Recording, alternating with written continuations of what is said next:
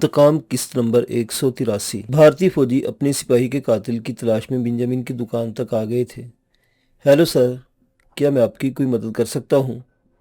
Benjamin, जो इससे पहले भी इन लोगों के इस्तकबाल के लिए खड़ा हो चुका था, आज इसे पूछने लगा, अम्मार कौन है तुम्हारे एम्प्लाइजर में? तुरुस्त लहजे में किया गया सवाल जहाँ इसकी रीढ़ की हड्डी में सनसनाहट दौड़ा गया, वहीं बेंजामिन के चेहरे की रंगत भी तब्दील हुई। मैं अम्मार हूँ, फरमाइए मैं आपकी क्या खिदमत कर सकता हूँ? इससे ज़ब्त नहीं हुआ और 2 कदम मजीद आगे आया। खिदमत के बच्चे, चलकर बैठ गाड़ी में, आज हम खुद तेरी खिदमत करेंगे। इसका लहजा मजीद जारहाना हो गया। तो इसने किया क्या है? ये तो बहुत शरीफ और काम से काम रखने वाला नौजवान है। बेंजामिन ने एक बार फिर लोगों से बात करने की कोशिश की। पीछे हटो, ये ना हो कि एक दहशतगर्द की तरफदारी करने के जुर्म में मैं तुम्हें भी अरेस्ट कर सकता हूँ। इसने बेंजामिन को झिड़का। इसकी जुबान से निकला दहशतगर्द का लफ्ज इतना होलनाक था कि हर शख्स ही अपनी जगह लर्ज कर रह गया और नहायत तरहम से इस नौजवान को देखा जो चंद दिन के साथ में इन्हें अपना अपना सा लगने लगा था। तो तुम पाकिस्तान आर्मी की कैद से फरार होकर जामी तक पहुंची थी और इसने समंदर के रास्ते तुम्हें गैर कानूनी तौर पर यहाँ भिजवा दिया। वो डेविड के सामने बैठी हुई थी और वो इससे तंजे लेजे में मुखातिब था। कोई शक नहीं, वो सोनिया थी। इसके लेजे पर कंफ्यूज हुए बगैर आंखों में आंखें डालकर सवाल किया, शक तो है, पर मसला यह है कि तुम्हारे पास खुद को सच्चा साबित करने के लिए सबूत पूरे हैं। डेविड ने अपना लहजा तब्दील नहीं किया। बस तो फिर बेहतर है कि तुम अपना मुंह बंद ही रखो। इसने डेविड की उम्र का लिहाज रखना जरूरी नहीं समझा। नहीं रख सकता मैं अपना मुंह बंद। तुम माँ बेटी की हिमाकतों की वजह से मेरा यहाँ बना बनाया सेटअप तबाह हो गया है। सबसे बढ़कर कसीर सरमाया लगाकर कायम की जाने वाली वो लैब तबाह हो गई है। जब प्रोफेसर एंड्रयू बेहद अहम तजर्बे में मसरूफ था और कामयाबी के बिल्कुल करीब पहुंच चुका था। डेविड का चेहरा लाल भभूका हो गया और इसके गुस्से की वजह भी सामने आ गई। गैर यकीनी हालात कभी भी पेश आ सकते हैं। ये तुम्हारी जिम्मेदारी थी कि हर तरह के हालात से निपटने का इंतजाम करके रखते। डेविड के गुस्से की शिद्दत से इसकी इत्मीनान पर असरअंदाज ना हो सकी। ये तुम और तुम्हारी माँ थी जिनकी वजह से वो बास्टर्ड माज यहाँ तक पहुँचा और इसने सब तबाह करके रख दिया। अगर तुम्हारी माँ इसे पूरी तरह ट्रेनिंग देने और अपना वफादार बनाने में नाकाम रही थी तो इसे मैदान में क्यों उतारा था? लेकिन वो क्या खाक इस लड़की की तरबियत करती? इससे तो अपनी बेटी भी ना संभाली गई। इस लड़के के हाथ में कठपुतली बनकर तुमने तंजीम को नाकाबिले तलाफी नुकसान पहुंचाया है और मुझे यकीन है कि तुम अब भी इसके हाथों में खेल रही हो। डेविड ने इसे आईना दिखाने की कोशिश की। तुम ये सब कह सकते हो, लेकिन जो मुझ पर गुस्सी है वो शायद ही कोई समझ सके। तंजीम से गद्दारी का दाग अपने दामन पर बर्दाश्त करना कोई मामूली बात नहीं है, वो भी इस सूरत में कि मेरी माँ और मैंने अपनी पूरी पूरी ज़िंदगी तंजीम को दी है। हमारी तरफ उंगली उठाने से पहले तुम ये देख लेते हो कि हमारा सब कुछ तंजीम का है। ना तो हमने कभी अपनी ज़ात के लिए कुछ कमाया, न दुनिया के किसी हिस्से में जायदादें खड़ी की, न कभी अपनी ख्वाहिश से किसी तफरीह के लिए गए, न खुद को मोहब्बत करने या अपनी पसंद से शादी करने का हक दिया। देखो मेरी तरफ। इसने बुलंद आवाज़ में कहते हुए अंगूठे से अपने सरापा की तरफ इशारा किया। मुझ जैसा हुस्न दुनिया में कितनी औरतों को नसीब होता है। मैं किसी रास्ते पर चलूँ तो लोग गर्दन मोड़ मोड़ कर मेरी तरफ देखते हैं, लेकिन मैंने सिर्फ और सिर्फ तंजीम के मुफादात की खातिर ऐन जवानी में इस मोटे भद्दे कम अकल कम शक्ल और उम्र दराज दुर्राब खान से शादी करना कबूल कर लिया था। और यकीनन इसी महरूमी को मिटाने के लिए एक नौजवान और खूबसूरत लड़के पर मर मिटी। डेविड को एक बार फिर तंजो तशनी का मौका मिल गया। Shut up. सोनिया इसकी बात सुनकर पहले घुर्राई, फिर पस लहजे में बोली, वो कोई इश्क विश्क नहीं था, मैं ट्रांस में थी। इसने मेरे साथ कुछ ऐसा किया था कि मेरा दिमाग मेरे बस में नहीं था। तुम कहना चाहते कि वो कहीं अपना टेस्ट या जादूगर है? डेविड ने अपनी एक अब्रू चढ़ाई। मुझे नहीं पता वो क्या है, लेकिन कुछ तो है जो कभी किसी के काबू में ना आ सका।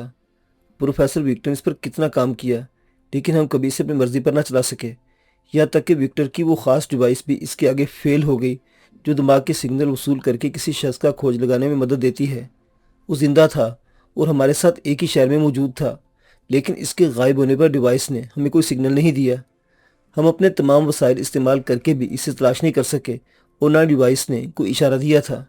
कभी कभी तो ऐसा लगता है कि वो जिंदा ही नहीं रहा, लेकिन वो जिंदा था और हमारे खिलाफ मुसलसल कार्रवाइयाँ कर रहा था। वो ज़रा सांस लेने को रुकी। और तुम जो मुझे इतनी बातें सुना रहे हो, तुम इसके खिलाफ क्या कर सके? वो तुम्हारी सारी मेहनत बर्बाद करके खुद चाइना की गोद में जा बैठा और तुम यहाँ अपने जख्मों को चाटते महज मुझ पर तंज और इल्जामात की बौछार करने के लिए बैठे रह गए। इस बार इसने डेविड की ठीक ठाक क्लास ली थी। चाइना का रवैया बहुत अजीब है। एक तरफ वो हमारे मुल्क से तजारती और कारोबारी मुआहदे कर रहा है, दूसरी तरफ ہمارے مخالفین کی پشت پناہی بھی کر رہا ہے۔ لیب کی تباہی ہمارا بہت بڑا نقصان ہے۔ حالات ایسے ہو گئے تھے کہ جو کچھ بچا ہمیں خود ختم کرنا پڑا۔ وہ سارے مغوی جوان برفانی پہاڑوں میں اور غاروں میں چھپے ہوئے تھے، اور وہ جو کمک لینے کے لیے نکلے تھے سب کو چن چن کر ہلاک کرنا پڑا۔ اگر ہم ایسا نہیں کرتے اور ہمارے کسی مخالف یا سربراہ صحافی سے جا ٹکراتے تو بڑی مشکل ہو جاتی۔ بھارتی سرکار تو صاف ہاتھ اٹھا لینا تھا کہ ان سارے معاملات کی کوئی خبر نہیں۔ ڈیوڈ نے اپنے دکھڑے رونے شروع کر دیے۔ یہی میں تمہیں سمجھانا چاہ رہی ہوں، نقصان دونوں کا ہوا ہے، تو کیا یہ بہتر نہیں کہ ہم ایک دوسرے کو الزام دینے کے بجائے دشمن کے خلاف مل کر کارروائی کریں؟ سونیا نے اس بار اپنا لہجہ نرم کر لیا۔ میں تم لوگوں کو الزام اس لیے دیتا ہوں کہ رابیل سے انتخاب میں غلطی ہوئی۔ اس نے ہم سب کے لیے ایک مصیبت کو چن لیا۔ ڈیوڈ کو میڈم ایکس سے پرانی پرخاش تھی جو اس کے خلاف بولنے سے روک نہیں پائی تھی۔ چنانچہ انہوں نے ایک نایاب ہیرا ہی تھا، وہ اور بات کہ ہمارے پاس ایسے قابل جوہری نہیں تھے جو اسے تراش پاتے۔ تم بہت متاثر ہو اس سے۔ ڈیوڈ کو میڈم ایکس کے حق میں دی گئی دلیل میں بھی اس کا ماض سے عشق دکھائی دیا۔ جب تک مخالف کی خوبیوں کو تسلیم نہ کیا جائے اس سے مقابلہ نہیں کیا جا سکتا۔ جب آپ مان لیتے ہیں کہ وہ کس لیول پر کھڑا ہے تبھی اس کے لیول کے مطابق تیاری کرتے ہیں۔ سونے نے اس بار بھی بردباری کا مظاہرہ کیا۔ شاید تم ٹھیک کہہ رہی ہو، میں تم سے مزید بحث نہیں کروں گا، کیونکہ اصل جواب دہی تو تمہیں اس تنظیم کے بڑوں کے سامنے ہی کرنی ہے اور اس کے تم جانے ہی والی ہو۔ ڈیوڈ نے اپنی کلائی کی گھڑی میں وقت دیکھا۔ میں تمہاری مشکور ہوں کہ تم نے میری فرمائش پر پہلے سے سارے انتظامات کر رکھے تھے۔ اٹس اوکے، یہ کوئی کام انجام دینا میرے لیے اتنا ہی آسان ہے جتنا اپنے ملک میں ہو سکتا ہے۔ ڈیوڈ نے بے نیازی سے شانے اچکا کر جواب دیا۔ وہ اپنے اس رویے میں حق بجانب تھا۔ سونے کی آمد سے پہلے اس کے لیے پاسپورٹ، ٹکٹ اور دوسرے سفری دستاویزات کا انتظام اس نے محض چند فون کالز پر ہی کر ڈالا تھا، اور اب وہ چند گھنٹوں کے آرام کے بعد مزے سے اڑان بھرنے کے لیے تیار تھی۔ ایسا ہی سیٹ اپ ہمارا پاکستان میں بھی تھا جس سے شدید نقصان پہنچا ہے، لیکن خیر کوئی بات نہیں، ہم دوبارہ سب ٹھیک کر لیں گے۔ ہماری جڑیں اب بھی وہاں موجود ہیں، ان جڑوں سے تنا، شاخیں اور پھول پتے پھوٹنے میں زیادہ وقت نہیں لگے گا۔ اس نے جانے ڈیوڈ کو تسلی دی ہے خود کو۔ تمہاری فلائٹ کا وقت ہونے والا ہے، تمہیں اب ایئرپورٹ کے لیے نکل جانا چاہیے۔ اس بار ڈیوڈ نے بحث سے گریز کیا اور ایک بار پھر کلائی کی گھڑی میں وقت دیکھتے ہوئے اس سے سنجیدگی سے بولا، اوکے گڈ بائے۔ بوٹ کھڑی ہوئی، ڈیوڈ نے اسے ہاتھ ملایا۔ باہر ڈرائیور گاڑی سمیت اس کا منتظر تھا۔ ایئرپورٹ کی طرف جاتے ہوئے اسے وہ سارا وقت یاد آیا جس نے ماز کے ساتھ انڈیا میں داخل ہونے کے بعد گزارا تھا۔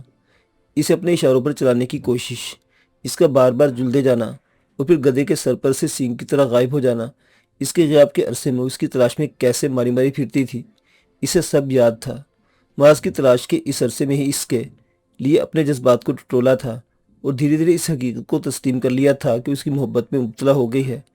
موقع ملنے پر وہ اس پر اپنے جذبات کو ظاہر بھی کر گئی تھی، لیکن ماز کے پاس جواب میں اس کے لیے کچھ بھی نہیں تھا۔ وہ تو اس عورت کے سیر میں مبتلا تھا جو اس کے مقابلے میں کچھ بھی نہیں تھی۔ وہ خود پسندی کو ایک طرف رکھ کر حقائق کی آنکھ سے دیکھتی تو سجل شاہ کو حسن، تعلیم، ذہانت اور دیگر صلاحیتوں میں خود سے بہت پیچھے پاتی تھی۔ سجل شاہ میں تھا ہی کیا، ایک دولت مند گھرانے کی عام سی لڑکی جسے اس دنیا کے بارے میں ڈھنگ کی معلومات بھی نہیں تھی، جس نے اپنی عمر کا بڑا حصہ چادر اور چاردیواری میں گزارا تھا اور جو کبھی ماز کی طرف نظر اٹھا کر بھی نہیں دیکھتی تھی، لیکن ماز کی آنکھوں میں دیکھو تو بس وہی دکھائی دیتی تھی، ایک ایسے انمٹ نقش کی صورت جسے سونیا کا چکا چوند کر دینے والا حسن بھی مان نہیں کر سکا تھا۔ میڈم ایئرپورٹ پہنچ کر ڈرائیور نے سے پکارا تو وہ اپنی سوچوں سے نکل کر ماحول میں واپس آئی۔ ٹھیک ہے، تم واپس چلے جاؤ۔ اپنا چھوٹا سا سفری بیگ لے کر گاڑی سے باہر نکلتے ہوئے اس نے ڈرائیور کو حکم دیا۔ اس نے ساری زندگی اسی طرح سفر کیا تھا، کبھی کہیں کوئی اپنا اسے رخصت کرنے یا استقبال کے لیے موجود نہیں ہوتا تھا، یہاں تک کہ اس کا نام نہاد شوہر دوراب خان بھی، جس نے اس کے بے تحاشا حسن سے متاثر ہو کر اس اپنی زندگی میں شامل تو کر لیا تھا، لیکن اپنی عیاشی کے علاوہ اس کے پاس اتنی فرصت نہیں تھی کہ اس کے اس طرح کے ناز نخرے اٹھا سکتا۔ یہ ناز نخرے ایک عام سی گھریلو عورت کے عام سے شوہر ہی اٹھاتے ہیں۔ سونیا بی بی، کسی سیکرٹ ایجنٹ کو یہ سب نہیں ملتا، اگر ملے بھی تو اس میں حقیقت سے زیادہ دکھاوا ہوتا ہے، اور دونوں فری کیمپ میں سے کوئی ایک لازمن دوسرے کو دھوکہ دے رہا ہوتا ہے۔ کسی نے اس کے اندر سے سرگوشی کر کے اسے آئینہ دکھایا، لیکن اس کے پاس سر جھٹک کر آگے بڑھ جانے کے سوا کوئی راستہ نہیں تھا۔ ایئرپورٹ کے جگمگاتے ماحول میں سنہری بالوں والی وہ لڑکی جس نے ہاف آستینوں والی سنہری بلوز کے ساتھ سیاہ لانگ سکرٹ پہن رکھا تھا، حسب معمول کئی نظروں کو اپنی طرف مرکوز کیے ہوئے تھی، لیکن حسن کی آنکھوں میں حسب روایت بے نیازی تھی۔ مختلف مراحل سے گزرتے ہوئے ڈپارچر لاؤنج کی ایک کرسی پر بیٹھنے تک اس کا یہ انداز برقرار رہا۔ اس کی اب فلائٹ میں بھی کچھ وقت تھا۔ اسے یوں ہی وہاں موجود افراد پر ایک نظر دوڑائی تو ایک شناسا چہرے نے توجہ کھینچ لی، کیونکہ یوں کہ چہرہ بے شک شناسا تھا پر انداز اجنبی۔ سنا ہے تم کئی برس پہلے اپنے گھر سے غائب ہو گئے تھے اور اب واپس آئے ہو تو تمہاری یادداشت غائب ہو چکی ہے۔ تمہیں اپنے بارے میں کچھ ٹھیک سے یاد ہے یا نہیں؟ اسے بنجامن کی دکان سے گرفتار کر کے آرمی کے ایک مرکز میں لایا گیا اور آنے کے ساتھ ہی ہتھکڑیوں میں جکڑے ہاتھوں کے ساتھ ایک جوان افسر کے سامنے پیش کر دیا گیا تھا۔ افسر کے پاس اس سے متعلق تفصیلات پہلے ہی موجود تھی، جن کی روشنی میں وہ اس سے مخاطب تھا۔ جو کچھ آپ فرما رہے ہیں مجھے بھی اپنے بارے میں یہی معلوم ہے۔ مطلب؟ اس کی بے نیازی دیے جواب پر آفیسر نے ایک آئی برو اچکائی اور وضاحت طلب نظروں سے اس کی طرف دیکھا۔ مطلب یہ کہ مجھے اپنے ماضی کے متعلق کچھ یاد نہیں۔ مجھے اپنے بارے میں صرف اتنا یاد ہے کہ میں زندگی گزارنے کے لیے محنت مزدوری کرتا تھا اور رزق کی تلاش میں ایک جگہ سے دوسری جگہ بھٹکتا پھرتا تھا۔ خانہ بدوشی کی زندگی میں ایک دن مجھے ایک اچھا آدمی مل گیا۔ اس آدمی کو بھی جاتے مجھ میں ایسا کیا نظر آیا کہ وہ مجھ پر مہربان ہو گیا۔ اس نے مجھے اپنے پاس ملازمت بھی دی، تعلیم اور ہنر بھی۔ مجھے اپنے بارے میں تجسس تھا کہ میں کون ہوں، میرا گھر کہاں ہے، ماں باپ کون ہے، وغیرہ وغیرہ، لیکن میں اس شخص کی ملازمت میں خوش تھا۔ پھر ایک دن اتفاق سے وہاں جبار علی نامی ایک شخص آیا اور مجھے کافی دیر گھور گھور کو دیکھنے کے بعد مجھ سے پوچھا کہ تم عمار ہو نا؟ میں کیا جواب دیتا؟ مجھے تو خود اپنے بارے میں کچھ یاد نہیں تھا، لیکن میں سمجھ گیا کہ وہ کوئی ایسا شخص ہے جو مجھے میرے ماضی کو جانتا ہے۔ وہ سانس لینے کے بہانے رکا اور درزیدہ نظروں سے آفیسر کے تاثرات کا جائزہ لیا۔ وہاں تحمل سے اس کی داستان سن رہا تھا اور ابھی تک کسی جارحانہ رویے کا مظاہرہ نہیں کیا تھا۔ اسے گرفتار کر کے لانے والے سپاہیوں کا رویہ البتہ معاندانہ رہا تھا اور گرفتاری کے وقت اس کی طرف سے کسی مزاحمت کا مظاہرہ نہ ہونے کے باوجود انہوں نے اسے راستے میں زد و کوب کرنے کی کوشش کی تھی، لیکن چونکہ وہ خاموشی رہا تھا اور جواب میں کسی رد عمل کا مظاہرہ نہیں کیا تھا تو ان کو غصے کو ہوا نہیں مل سکی تھی اور وہ اسی صحیح سلامت یہاں تک لے آئے تھے۔ میں نے جبار علی کو صاف بتا دیا کہ میں اپنی یادداشت کھو چکا ہوں اور مجھے بالکل یاد نہیں کہ میں عمار ہوں یا کوئی اور۔ اس نے مجھے یقین دلایا کہ تم عمار ہی ہو جو ایک دن اچانک اپنے والدین کو چھوڑ کر چلے گئے تھے۔ تب سے اب تک ان بیچاروں کو تمہاری کوئی خیر خبر نہیں ملی۔ پھر وہی مجھے آغا جان اور بی بی کے پاس لے آیا۔ ان دونوں کے خلوص اور پیار نے مجھے یقین دلا دیا کہ میں ان کا کھویا ہوا بیٹا عمار ہی ہوں۔ فرض کریں کہ اگر میں عمار نہیں بھی ہوں تو مجھ جیسے بے گھر اور بے نشان شخص کے لیے کیا برا ہے کہ اسے ایک گھر اور چاہنے والے ماں باپ مل گئے ہیں۔ اس نے بہت سادگی سے اپنی پوری داستان کہہ سنائی۔ یہ جبار علی کون ہے؟ افسر کا یہ سوال ایک پل کے لیے اسے خاموش کروا گیا، لیکن پھر متانت سے بولا، مجھے معلوم ہے کہ اس سوال کا درست جواب میرے حق میں نہیں ہے، لیکن میں آپ کو وہی بتاؤں گا جو سچ ہے۔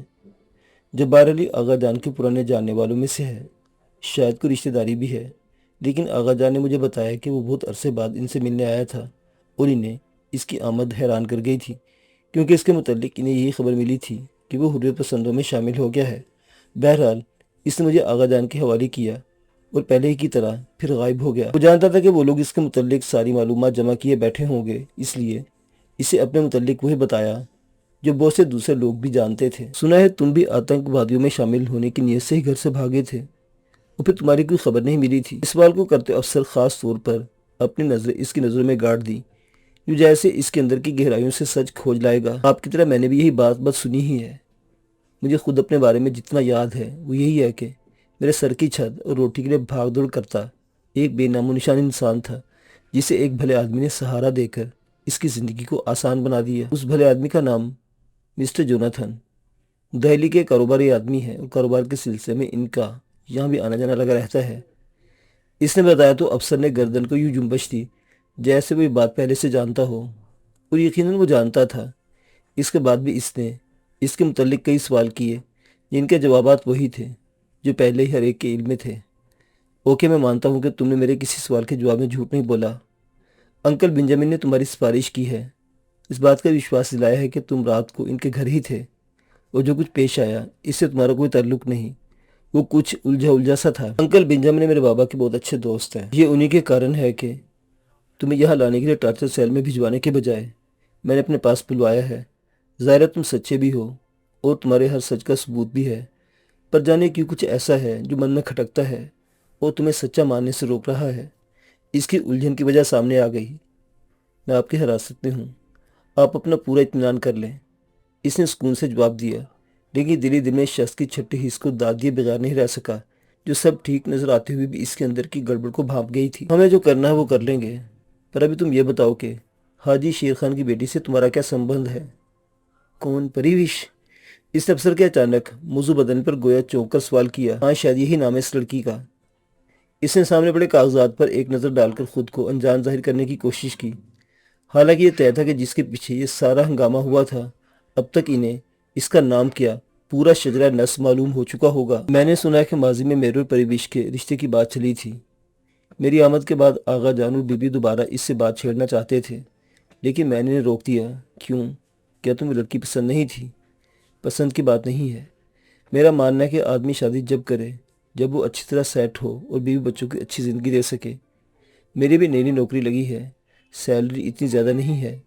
मुझे पहले घर की मुरम्मत करवानी है, साथ आमदनी बढ़ाने के हाथ पैर मारने हैं। ऐसे में शादी का ढोल कैसे गले में डालूं? इससे अपनी शादी न करने की वजूहत बयान की। ये तो ठीक सोच रहे हो तुम। अफसर ने इसकी तायद की, लेकिन अंदाज से जाहिर था कि वो किसी गहरी सोच में डूबा हुआ है। ठीक है, तुम अभी वेट करो।